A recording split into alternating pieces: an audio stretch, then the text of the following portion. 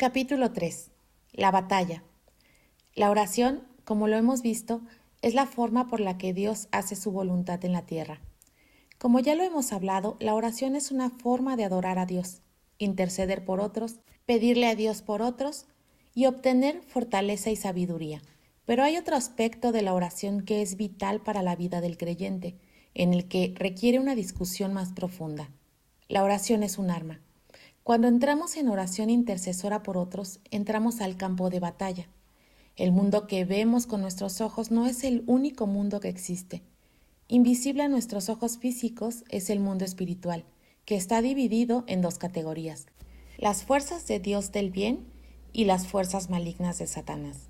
Entre estas dos fuerzas, una batalla se libra constantemente por el alma de los hombres. El momento en que comenzamos a interceder por otra persona, nos metemos en lo más intenso de la batalla. De hecho, vamos directamente a la línea de fuego. La guerra espiritual se libra de rodillas. Este tipo de oración, la batalla al orar en el espíritu, viene a ser una verdadera labor porque te estás involucrando contra las fuerzas de las tinieblas y el infierno. Comienzas a entender lo que Pablo quiso decir cuando dijo que Epáfratas estaba laborando fervientemente en oración. Por medio de la oración puedes avanzar y demoler las ataduras del enemigo en la vida de individuos, liberándolos del poder por el poder con el que el enemigo los tiene cautivos. Debido a que la oración te lleva directamente en medio de la batalla, una contra espíritus malignos, debes prepararte también. Ningún soldado entra a pelear en el campo de batalla sin antes ponerse su armadura. Vestido para la batalla.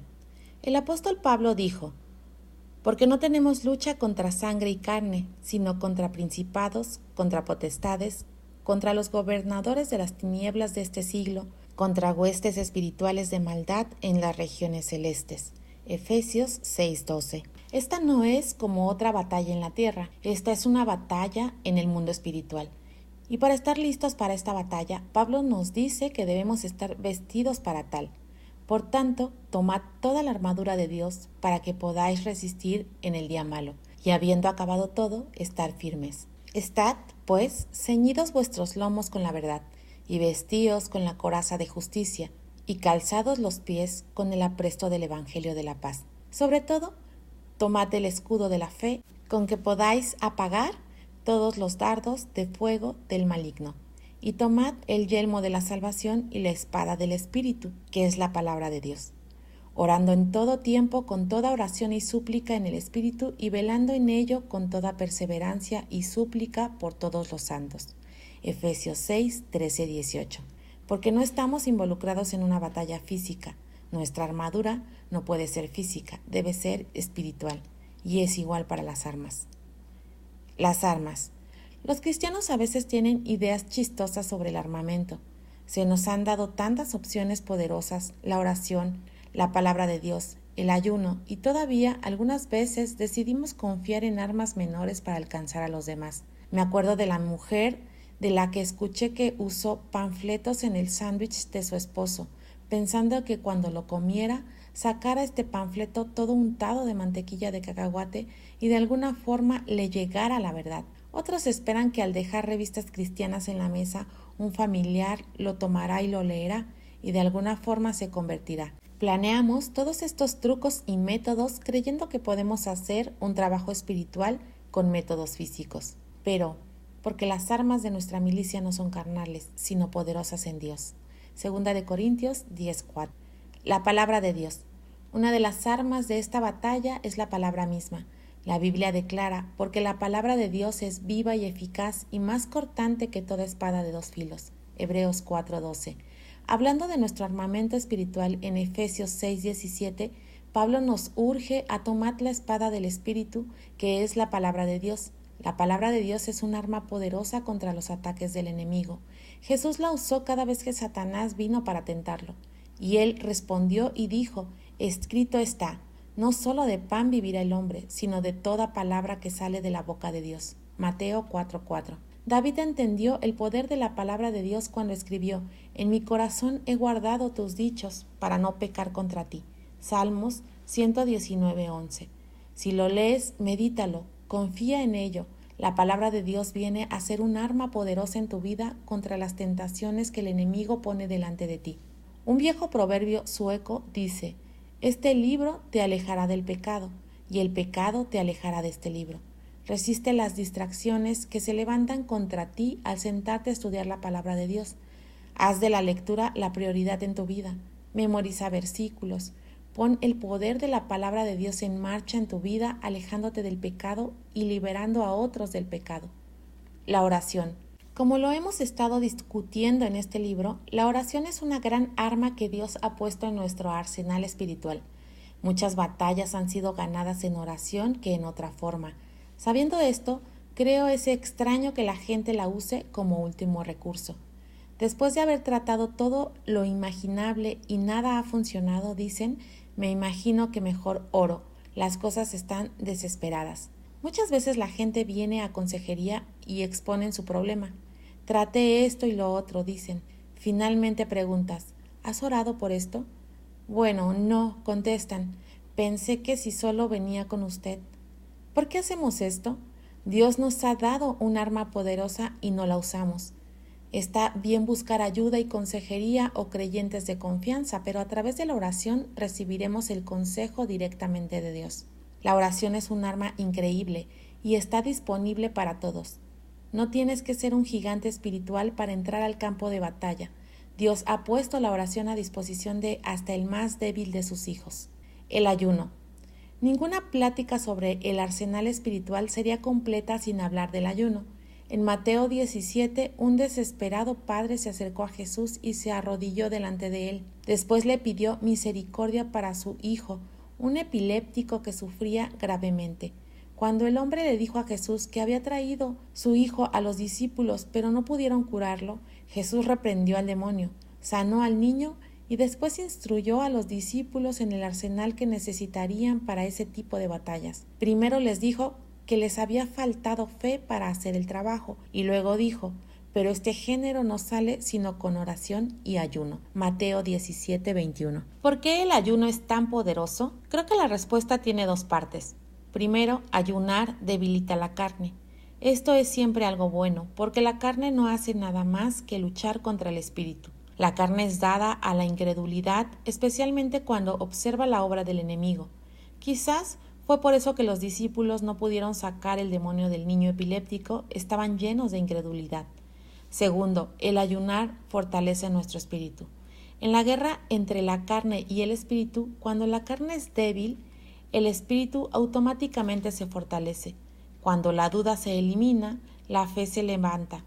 Como lo dijo Jesús en este pasaje en Mateo, que si tuviereis fe como un grano de mostaza, diréis a este monte: pásate de aquí allá y se pasará, y nada os será imposible. Mateo 17:20. ¿Hay alguien en tu vida por quien estás orando y está en tal oscuridad que la labor parece imposible? Entonces necesitas el tipo de fe que mueve montañas. En esta situación, ayunar edificará tu fe y fortalecerá tus oraciones. Algo más sobre las armas que Dios nos ha dado. Me parece que los cristianos pasamos mucho tiempo tratando de defender nuestras armas en lugar de usarlas. Por ejemplo, cuando la gente discute contra la Biblia, comenzamos a defenderla. La Biblia es una gran arma, una espada de doble filo. No la defiendas, úsala. Si estás en un duelo, no dices: cuídate, esta espada tiene el metal más afilado en la ciudad. Ha sido afilada de forma muy fina. No defiendes tu espada, la usas. De la misma forma, siempre estamos hablando del arma que es la oración. No hables sobre la oración, ora. Usa el arma que Dios te ha dado y triunfa sobre el enemigo. Es digno de repetirse una y otra vez, porque las armas de nuestra milicia no son carnales, sino poderosas en Dios para la destrucción de fortalezas. Oh, si recordáramos esto y usáramos las armas que Dios ha dispuesto para nosotros. Dios nos ha dado su armadura para protección, su palabra como la espada para la batalla en ofensiva y defensiva, el ayuno por medio del cual sometemos la carne y fortalecemos el espíritu, por el cual podemos derribar las fortalezas del enemigo. Con esta armadura estamos preparados para la batalla. ¿Listo? Una vez completamente equipado y vestido en tu armadura espiritual, no nada más te quedes ahí parado. Entra en la batalla. ¿Pero cómo? ¿Cómo atacas a un enemigo invisible? Lo atacas cuando oras. La oración es nuestra arma más poderosa contra las fuerzas oscuras de Satanás y la línea de fuego de esta batalla es en el closet de oración. Orando todo tiempo con toda oración y súplica en el Espíritu, velando en ello con toda perseverancia y súplica por todos los santos. Efesios 6:18. Una vez vestido para la batalla, es hora de involucrarse en ella. La batalla. Aunque invisible para el ojo humano, el mundo espiritual es tan real como el material. Dentro de este mundo espiritual, dos fuerzas opuestas luchan entre sí. Una fuerza está compuesta de ángeles que son obedientes a Dios, sirven en su reino de vida y luz. En el lado opuesto hay espíritus que se rebelaron contra Dios, que sirven en el reino de muerte y tinieblas de Satanás. Qué interesante es que aunque no vemos las fuerzas opuestas y ni pensamos en ellas muchas veces, el campo de batalla más grande en el cual luchan es aquí en el planeta Tierra. Tú y yo estamos en medio de esta batalla por el control de nuestras vidas. Como las fuerzas espirituales están en guerra por ti, muchas veces te encontrarás en medio de esta. Las fuerzas espirituales luchan por las almas del hombre en general, pero también luchan por cada uno de nosotros. La batalla es constante y las dos que luchan por nosotros usan tácticas inmensamente diferentes. Satanás trata de ganarse al mundo a través de la decepción y manipulación. En sus esfuerzos por alejarnos de Dios, Satanás usará la fuerza si es necesario. Jesucristo también tiene su método de ganar al mundo, pero no por la fuerza. Jesús busca atraer gente a Él mismo y su reino por medio del amor. Satanás trata de persuadirnos de caer en la característica natural de la avaricia y vivir solo para nosotros. Dios busca ablandarnos el corazón hacia los demás para alcanzarlos en amor y dar una mano de fuerza y bendición a los que han caído. La forma de Satanás es tentadora. Es más fácil cerrar el corazón a los que a nuestro alrededor tienen necesidad, obtener lo que queremos y vivir una vida completamente egoísta. Algunas veces somos tentados a decir a los necesitados: trabajé muy duro por lo que tengo, ve y trabaja por tus propias necesidades. Lo mío es mío y no lo quiero compartir o regalarlo. Si quieres algo, entonces ve y gánatelo. Pero porque pertenezco a Dios, su Espíritu está constantemente hablando a mi corazón diciendo: ¿no ves qué tan bendecido eres? Tienes suficiente, comparte lo que tienes. Mira a tu alrededor y ve todas las necesidades. Muestra algo de compasión, sé como mi hijo. El apóstol Pablo escribió en Gálatas 5:17 que, porque el deseo de la carne es contra el espíritu y el del espíritu es contra la carne, y estos se oponen entre sí. Y así, la batalla de la carne contra el espíritu y el espíritu contra la carne es interminable. Satanás aplica tal fuerza y presión para mantener a la gente en su campo. Jesús, cortejando y atrayendo con amor manso, busca persuadir al hombre a someter su vida a él. Mientras estemos en estos cuerpos de carne, nos encontraremos en medio de la batalla. El punto vital es este: ¿quién reinará mi vida? ¿Satanás o Jesús? ¿La avaricia o el amor? Estando involucrado en esta batalla, la oración es el factor decisivo para ganar la victoria. Satanás sabe eso y por eso es tan difícil orar. ¿Has notado que cuando te pones de rodillas y comienzas a orar, el timbre suena, tu teléfono suena o algo más te interrumpe? Sí, parece que hay una conexión diabólica entre esa sección de la alfombra donde te arrodillas y el teléfono. Es porque la hay. El teléfono es una distracción. La persona en la puerta en ese momento por lo menos es una distracción. Cualquier cosa que te aleje de la oración es una distracción. Satanás hará absolutamente cualquier cosa para alejarte de la oración, porque sabe que tiene poder para derrotarlo, y concentra sus esfuerzos en desarmarte. Cuando te das cuenta de lo poderosa que es la oración, realmente no puedes culpar a Satanás de tratar de detenerte en usar esta arma. Está aterrorizado con la oración porque sabe que es el factor determinante en la batalla. Cuando paras para orar es como si hubieras sacado una gran espada y comienzas a moverla. No tiene nada con qué contrarrestar nuestros golpes y no parará hasta quitarnos esa espada de las manos. Lo que es loco es que Satanás está luchando una batalla perdida y lo sabe. La historia de la guerra. No es muy seguido que puedes saber el resultado de una guerra mientras está siendo librada, pero en esta batalla entre Satanás y Dios ya sabemos la decisión. Esta guerra ha sido librada y ganada. Hace 2000 años los principales contendientes se encontraron y uno de ellos se llevó el trofeo de la victoria mientras el otro se iba derrotado. Esta batalla fue peleada en la cruz y fue ahí donde Cristo venció al enemigo. El necio perdedor se niega a ceder o a rendirse. Desde ese tiempo ha buscado retener a la fuerza lo que ya no es formalmente suyo. En Colosenses 2, 14-15, Pablo nos habla sobre esta batalla y sobre la victoria que Jesús obtuvo, anulando el acta de los decretos que había contra nosotros, que no era contraria, quitándola de en medio y clavándola en la cruz, y despojando a los principados y a las potestades, los exhibió públicamente, triunfando sobre ellos en la cruz. Vea, el mundo originalmente pertenecía a Dios por derecho de divina creación. Dios formó la tierra, creó al hombre y lo puso sobre ésta. Cuando lo hizo, le dio la tierra para que la disfrutara. Dios dijo: fructificad y multiplicaos, llenad la tierra y sojuzgadla, y señoread en los peces del mar, en las aves de los cielos y en todas las bestias que se mueven sobre la tierra.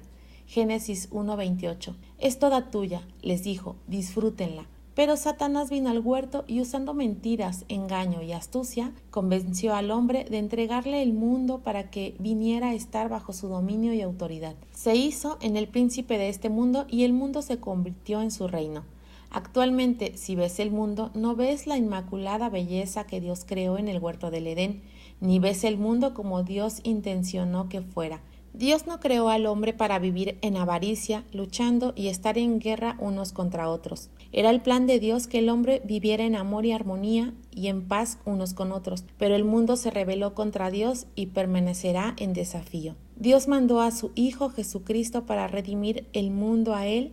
Jesús dijo que vino a buscar y a salvar lo que estaba perdido.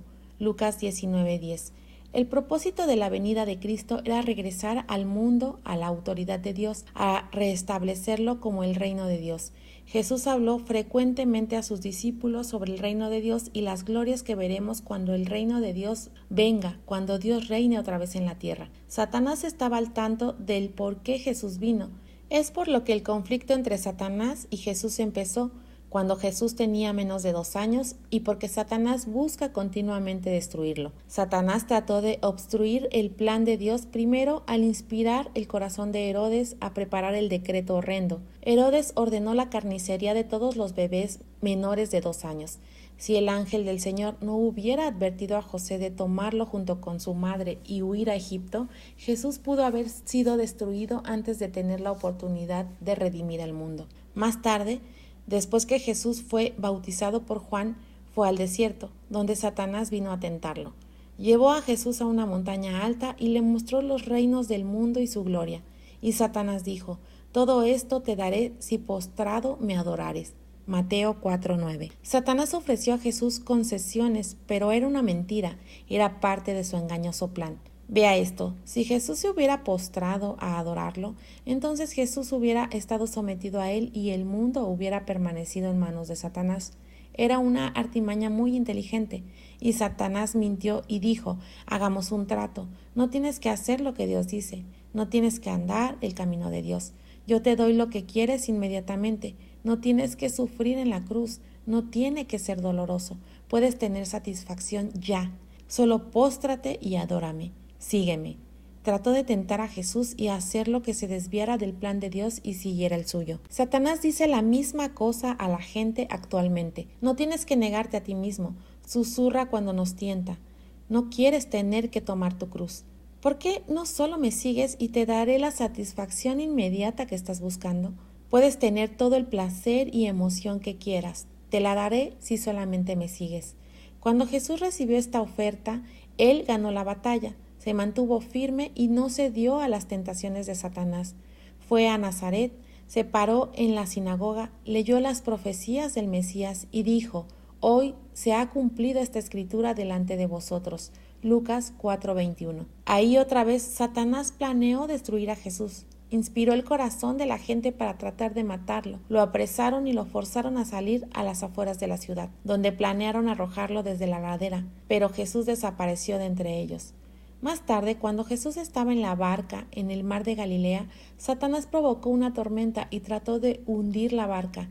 Los discípulos despertaron a Jesús y clamaron: pereceremos. Entonces Jesús se levantó y reprendió al viento y las olas le obedecieron y se calmaron. Lucas 8:24. Pero Satanás no había terminado con Jesús.